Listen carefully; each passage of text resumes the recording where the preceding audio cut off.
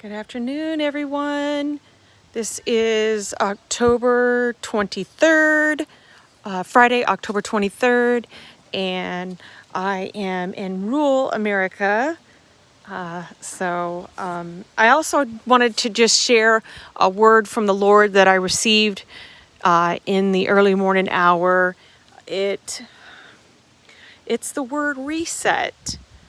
And that's to start over, or like when you reset a clock, or you start at zero again, right? Okay. Also, what I'd like to do is read Luke 22, and I'm going to start with verse 1. It's titled "The Plot to Kill Jesus." Now the feast of unleavened bread drew near, which is called Passover, and the chief priests and the scribes sought how they might kill him, for they feared the people. Then Satan entered Judas, surnamed Iscariot, who was numbered among the 12. So he went his way and conferred with the chief priests and captains how he might betray him to them. And they were glad and agreed to give him money. So he promised and sought opportunity to betray him to them in the absence of the multitude. The next section, starting with verse 7, is titled "Jesus and his disciples prepare the Passover." Then came the day of unleavened bread, when the Passover must be killed. And he sent Peter and John, saying, "Go and prepare the Passover for us, that we may eat." So they said to him, "Where do you want us to prepare?" And he said to them, "Behold, when you have entered the city, a man will meet you carrying a pitcher of water. Follow him into the house which he enters. Then you shall say to the master of the house, 'The teacher says to you, where is the guest room where I may eat the Passover with my disciples?' Then he will show you a large furnished upper room. There make ready." So they went and found it just as he had said to them, and they prepared the Passover. The next title, starting with verse 14, is "Jesus Institutes the Lord's Supper." When the hour had come, he sat down, and the 12 apostles with him. Then he said to them, "With fervent desire I have desired to eat this Passover with you before I suffer. For I say to you, I will no longer eat of it until it is fulfilled in the kingdom of God." Then he took the cup and gave thanks and said, "Take this and divide it among yourselves. For I say to you, I will not drink of the fruit of the vine until the kingdom of God comes." And he took bread, gave thanks, and broke it, and gave it to them, saying, "This is my body, which is given for you. Do this in remembrance of me." Likewise, he also took the cup after supper, saying, "This cup is the new covenant in my blood, which is shed for you. But behold, the hand of my betrayer is with me on the table. And truly, the Son of Man goes as it has been determined, but woe to that man by whom he is betrayed." Then they began to question among themselves which of them it was who would do this thing. The disciples argue about greatness. This is the next title, starting at verse 24. Now there was also a dispute among them as to which of them should be considered the greatest. And he said to them, "The kings of the Gentiles exercise lordship over them, and those who exercise authority over them are called benefactors. But not so among you. On the contrary, he who is greatest among you, let him be as the younger, and he who governs as he who serves.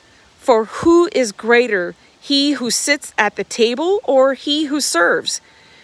Is it not he who sits at the table, yet I am among you as the one who serves. But you are those who have continued with me in my trials, and I bestow one upon me that you may eat and drink at my table in my kingdom, and sit on thrones judging the 12 tribes of Israel. Jesus predicts Peter's denial. This is the next title to the next section of Luke 22, starting verse 31. And the Lord said, Simon, Simon, indeed, Satan has asked for you that he may sift you as wheat. But I have prayed for you that your faith should not fail. And when you have returned to me, strengthen your brethren. But he said to him, Lord, I am ready to go with you, both to prison and to death. Then he said, I tell you, Peter, the rooster shall not crow this day before you will deny 3 times that you know me. Supplies for the road. This starts at verse 35. Luke 22, verse 35. And he said to them, when I sent you without money bag, knapsack, and sandals, did you lack anything? So they said nothing. Then he said to them, but now he who has a money bag, let him take it, and likewise a knapsack. And he who has no sword, let him sell his garment and buy one. For I say to you that this which is written must still be accomplished in me. And he was numbered with the transgressors. For the things concerning me have an end. So they said, Lord, look, here are 2 swords. And he said to them, it is enough. The next title is The Prayer in the Garden, which starts at Luke 22, verse 39. Coming out, he went to the Mount of Olives, as he was accustomed, and his disciples also followed him. When he came to the place, he said to them, pray that you may not enter into temptation. And he was withdrawn from them about a stone's throw, and he knelt down and prayed, saying, Father, if it is your will, take this cup away from me. Nevertheless, not my will, but yours be done. Then an angel appeared to him from heaven, strengthening him, and being in agony, he prayed more earnestly. Then his sweat became like great drops of blood falling down to the ground. When he rose up from prayer and had come to his disciples, he found them sleeping from sorrow. Then he said to them, why do you sleep?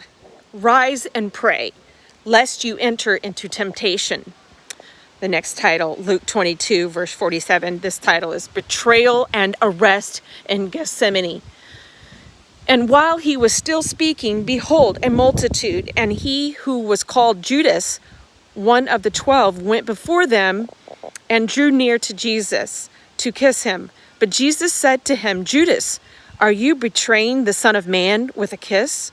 When those around him saw what was going to happen, they said to him, Lord, shall we strike with the sword?